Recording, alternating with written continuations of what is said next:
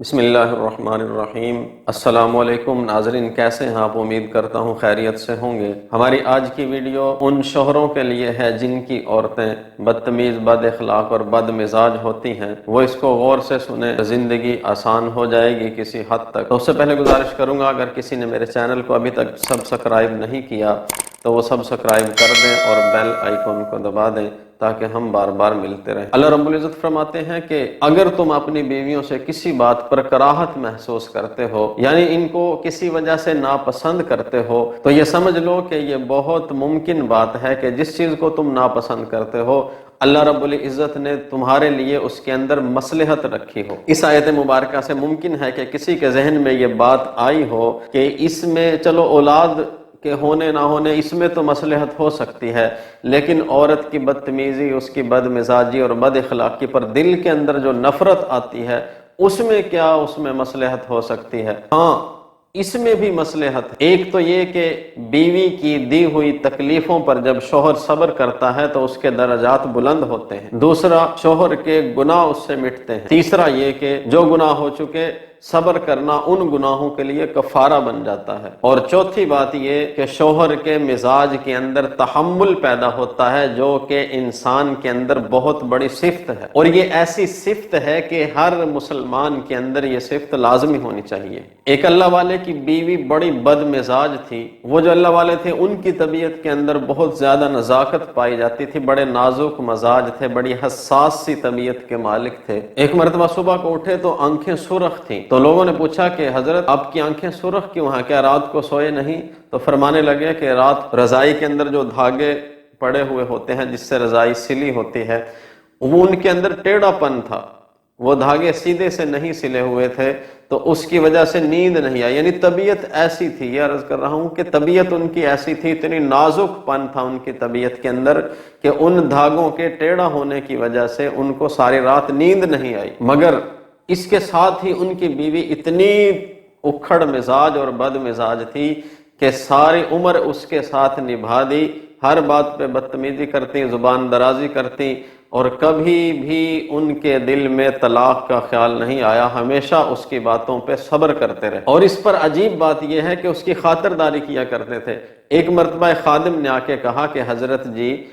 آپ اپنی بیوی کی اتنی خاطرداری کیوں کرتے ہیں جبکہ وہ تو ہر وقت آپ سے بد اخلاقی سے پیش آتی ہے؟ تو وہ فرمانے لگے کہ بیٹا، بات یہ ہے کہ مجھے جو اللہ نے کمالات عطا کیے ہیں، اس مرتبے پہ مجھے جو پہنچایا ہے، اپنے نیک بندوں میں جو مجھے شمار کیا ہے، وہ اسی کی بد اخلاقی پر صبر کرنے کی وجہ سے مجھے سب کچھ ملا ہے۔ تو جو ایسے اللہ والے ہوتے ہیں وہ بیویوں کی بد اخلاقیوں پر بھی صبر کرتے ہیں اور اس کے فضائل کو سمجھتے ہیں۔ مگر افسوس اس بات پر ہے کہ ہم تو دوستوں کی باتوں پہ بھی صبر نہیں کرتے، اور بیوی جو سب سے قریبی دوست ہوتی ہے اس کی تکلیف کو بھی ہم برداشت نہیں کرتے۔ چلو ثواب کے لیے نہ صحیح، یہی سوچ کر اس پر صبر کر لیا کریں کہ ہم سے کوئی گناہ ایسا ہو گیا ہوگا جس کا کفارہ ہم اس ذریعے سے ادا کر رہے۔ وہ ایک میاں بیوی تھے نا، بیوی بہت بد شکل بھی تھی اور پوہڑ مزاج بھی اور بد اخلاق بھی تھی، شوہر جبکہ حسین و جمیل بھی تھا اور اخلاق بھی اس کا اچھا تھا۔ ایک دن شوہر تنگ آ کے کہنے لگا کہ اتنے سال ہو گئے تجھے میرے پاس رہتے ہوئے، تو بڑی کم بخت ہے کہ تیری ابھی تک اصلاح نہیں ہوئی۔ تو وہ بیوی کہنے لگی کہ کم بخت میں نہیں، مجھے تو آپ جیسا نیک اور شریف اور اچھے اخلاق والا شوہر ملا ہے، خوبصورت شوہر ملا ہے، کم بخت تو آپ ہیں کہ جس کو میرے جیسی بیوی ملی ہے۔ اسی طرح ایک اور شخص بہت خوبصورت اور اچھے اخلاق کا مالک تھا، اس کی بیوی بد مزاج اور بدصورت بھی تھی۔ آج کل حالات ایسے ہیں کہ اگر اس طرح کا معاملہ ہو، کہیں ایسا میچ نہ بنتا ہو تو وہاں طلاق دینے میں دیر نہیں کرتے، جو کہ بہت بری بات ہے۔ تو ان سے کسی نے کہہ دیا کہ آپ اس کو طلاق کیوں نہیں دے دیتے، اتنی مشکل جو زندگی گزار رہے ہیں۔ کہنے لگے کہ میں اس کو طلاق کیوں کر دوں، مجھ سے کوئی گناہ ہو گیا ہوگا جس کی اللہ نے مجھے دنیا میں یہ سزا دے دی، اور اس سے کوئی ایسا نیک عمل ہو گیا ہوگا کہ میری صورت میں اس کو ایسا شوہر مل گیا۔ تو بزرگوں نے اس طرح اپنے دلوں کو سمجھایا اور کبھی بھی ان کی بدصورتی یا بد اخلاقی کی وجہ سے اپنے سے الگ نہیں کیا، اور ہمیشہ اس پہ صبر کرتے رہے۔ اگر بیوی کی واقعہ ہی غلطی بھی ہو تو اس پہ اس کو سمجھائے اور معاملے کو سلجھائے اور تحمل اور حوصلے سے کام لیتے ہوئے یہ کام کرے تو انشاءاللہ اس سے دنیا و آخرت کے بہت سے فائدے ہوں گے، اور یہ ایسا سودا ہے جو کبھی بھی نقصان کا سودا نہیں ہوگا، بلکہ یہ بھاری نفع کا سودا ہے۔ وہ ایک اللہ والے تھے نا، ان کی بیوی ان کو بہت زیادہ ستایا کرتی تھی، تنگ کیا کرتی تھی۔ کسی نے کہا حضرت اس کو طلاق دے کے فارغ کریں، کہنے لگے بھائی میں طلاق کا اختیار تو رکھتا ہوں، لیکن اس کو اس وجہ سے نہیں دیتا کہ اگر اس کو طلاق دے دوں یہ اکیلی رہ جائے گی، اگر آگے نکاح نہیں کرے گی تو اس کی زندگی ساری تکلیف اور پریشانی میں گزرے گی، اگر آگے نکاح کر لے گی تو کسی اور بیچارے کو ستائے گی، کوئی اور مظلوم بنے گا، اس کو جا کے اپنی بد اخلاقی کی وجہ سے تنگ کرے گی، پریشان کرے گی، تو اس لیے میں اس کو طلاق نہیں دیتا کہ میری وجہ سے کوئی اور تکلیف میں کیوں رہے، میں ہی تکلیف اٹھا لوں، عارضی سی تھوڑی سی تو زندگی ہے، یہ تو اسی طرح گزر جائے گی، اصل تو اللہ پاک آگے اس کا اجر مجھے عطا کریں گے۔ تو ایسی سوچ رکھ کے جب ہم زندگی گزاریں گے